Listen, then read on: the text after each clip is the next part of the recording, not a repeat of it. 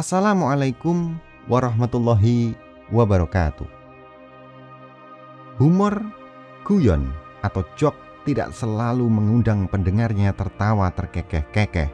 Sebaliknya, ia dapat memantik suasana menjadi dingin, tersinggung, marah, dicekal, dan jika menghadapi penguasa yang tiran, pelontar humor bisa dipenjarakan seperti yang pernah dialami Warkop misalnya. Gus Dur sebagai tokoh nasional pelontar humor nomor wahid juga pernah mengalami betapa humor juga terasa pahit bagi dirinya. Ya, mungkin Gus Dur sendiri tak mengira humornya akan berbuah serangan balik yang memilukan. Contoh pertama, humor Gus Dur yang bikin saya mengelus dada adalah kisah Saleh Abdullah berjudul Kisah Gus Dur diturunkan paksa dari mobil oleh dedengkot HMI. Dalam kisah itu, mula-mula Eki dan Gus Dur ngobrol cair dan akrab, duduk berdampingan di dalam mobil. Setelah mobil bergerak, mereka berdua mulai ngobrol soal musik klasik. Seperti anak Jakarta, mereka pakai lu gue. Senang rasanya dengar Gus Dur pakai lu gue ketika ngobrol.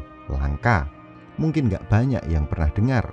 Konon, ketika jadi presiden, kesohib sejak kecilnya di Mataram, Marsilam Simanjuntak, Gus Dur juga suka berlugue dengan Marsilam. Tulis Saleh menggambarkan suasana keakraban keduanya. Namun, tiba-tiba suasana obrolan berubah menjadi seperti ring tinju. Keduanya saling pukul. Entah apa yang disampaikan Gus Dur hingga memancing Eki menunjukkan senioritasnya. Padahal hanya lebih tua setahun. Lu tahu apa sih Gus? Lu masih pakai celana pendek kan ketika itu? Saleh Abdullah, aktivis senior itu, tidak menceritakan detail omongan Gus Dur, namun beralasan Gus Dur untuk Eki ditulis begitu gamblang. Sampai kita yang membacanya merasakan betapa ketus balasan Gus Dur atas serang Eki. Biar gue masih remaja, tapi gue tinggal di Jakarta Pusat, nggak kayak lu di ujung kulon berteman sama badak. Maksud Gus Dur dari ledekan itu adalah Eki Syahrudin yang lahir di Pandeglang, Banten, jauh dari peradaban. Di sana ada badak, berbeda dengan dirinya yang besar di Jakarta, pusat peradaban. Memang ada unsur humor, tapi terasa ketus. Gus Dur mungkin remeh saja melontarkan humornya itu, tapi itu terasa pahit sekali bagi Eki yang diejek temannya badak. Serangan balik dilancarkan. Gus Dur yang numpang diturunkan paksa oleh empunya mobil. Tragis. Contoh kedua, humor Gus Dur berbuah serangan balik ini sangat populer, yaitu ketika Gus Dur bilang DPR itu seperti taman kanak-kanak. Bagi rakyat yang sering kali muak dengan DPR, perumpamaan Gus Dur itu hiburan kelas tinggi, cerdas, berani dan tepat.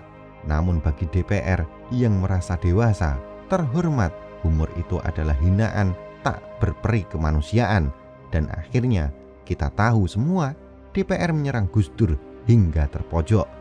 Contoh humor ketiga, ini cukup spekulatif. Ini seperti hanya humornya Gusmus saja, agar persepsi publik bahwa Gus Dur dan pamannya Pak Yusuf Hasim berantem menjadi luntur. Nggak ada apa-apa kok antara Gus Dur dan Pak Ud. Begitu kira-kira poin Gusmus. Berikut ini dialog antara yang saya cuplik dari tulisan berjudul Gus Dur versus Yusuf Hasim. Suatu ketika, Gus Dur bersama pamannya pergi bersama-sama dalam suatu kendaraan. Gus Dur menyetir kendaraan dan Pak Ud duduk di sampingnya. Waktu itu keduanya terlihat sangat akrab, bahkan keduanya kerap bercanda dalam perjalanan. Ya biasalah, layaknya paman dan keponakan.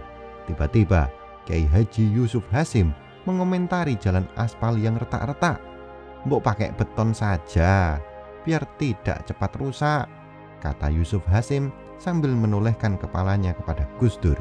Gus Dur karena saking seriusnya menyetir mobil, tidak menangkap jelas maksud pembicaraan pamannya itu. Sambil lalu, Gus Dur menjawab komentar pamannya, itu kira-kira akan menghabiskan berapa beton? Beton dalam bahasa Jawa adalah biji nangka. Timpal Gus Dur tanpa merasa bersalah. Karuan saja, Pak Ud marah besar atas komentar yang tidak serius itu. Sejak itulah mereka berselisih paham mengenai apa saja. Bagaimana tanggapan Anda dengan video ini? Silahkan sampaikan di kolom komentar. Jangan lupa untuk melihat dan menonton video lainnya di KKW Channel edisi Humor Gus Dur.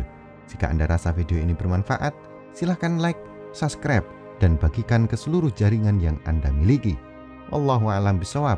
Wassalamualaikum warahmatullahi wabarakatuh.